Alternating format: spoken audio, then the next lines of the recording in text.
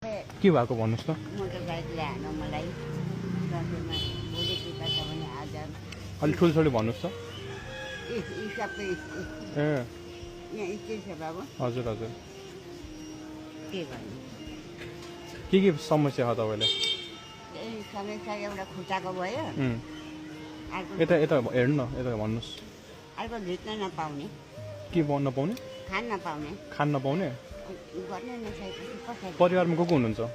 म एक्लै छु किन? परिवारले झन् धेरै छन् नि छोरा छोरीहरू? तिनलाई छोरा छन् दुईटा छोरी छन् अनि सब आफ्नो आफ्नोमा किन हजुरलाई हेर्दैन कसैले? हजुरलाई कसैले हेर्दैन? एउटी छोरी भएको भन्छ त्यही पनि मागेर ल्याएन त्यसै हजुर यहाँ मागेरै बस्नुहुन्छ? अँ अनि कहाँ बस्नुहुन्छ यतातिर इटहरी? कोठामा कोठामा? कोठामा अनि कोठाको भाडाहरू कति तिरिराख्नु, कसरी तिर्नुहुन्छ? 2000 कसरी तिर्नुहुन्छ? मागेर मागेर एक महिनाको भाडा चाहिँ तिर्न सकिन्छ? पैसा आउँछ नि त अँ पैसा आउँछ नि त तिर्न सकिन्छ।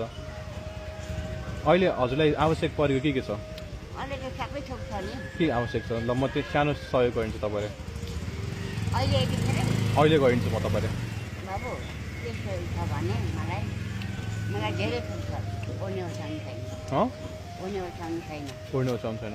घर छैन घर तपाईँ यहाँ बालमा ओछ्याउनु भयो भन्नुभयो होइन? अँ म बालको पैसा तिरिदिन्छु, हुन्छ? उसलाई सबैले थाहा छ म बालको पैसा तिरिदिन्छु तपाईँको, है? हुन्छ यहाँ कसलाई थाहा छ भन्नुभयो? एकछिन है म बोल्नु। के भन्नु दाइ को हुनुहुन्छ यहाँ? उहाँ दाइले थाहा छ? अँ सबै थाहा छ ए 46 सालदेखि हाम्रो यो उहाँलाई के भएको भन्नुभयो? एक्चुली उहाँले गाह्रो पऱ्यो, अप्ठ्यारो भयो भन्नुभएको थियो। एक्चुली बुझाइदिनु न। कस्तो भन्नु के भयो तपाईँलाई? अप्ठ्यारो पऱ्यो नि त बाबु बालको पैसा तिर्नु सकेको छैन उहाँले चिन्नुहुन्छ? चिन्छु बुढी मान्छे त जमानादेखि नै हो उहिलेदेखि नि ए स्थानीयवासी नै हो।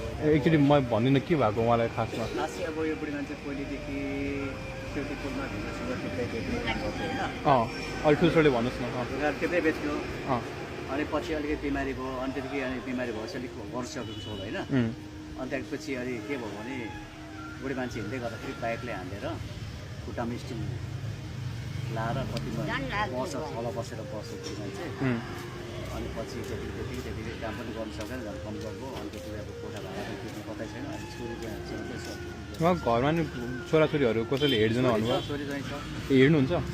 छोरी ज्वाइँले अब ज्वाइँ पनि अब त्यो फोटो मास्टर छ खै हेर्दैन भन्नुभयो उहाँले? उसलाई पनि थाहा छ मागेर हिँड्छ बुढी मान्छे ए म सानो उहाँलाई सहयोग चाहिँ गरिदिनु भएर होइन? म सानो सहयोग चाहिँ गरिदिनु भएर उहाँले उहाँको कोठा भाडा चाहिँ म 2 महिनाको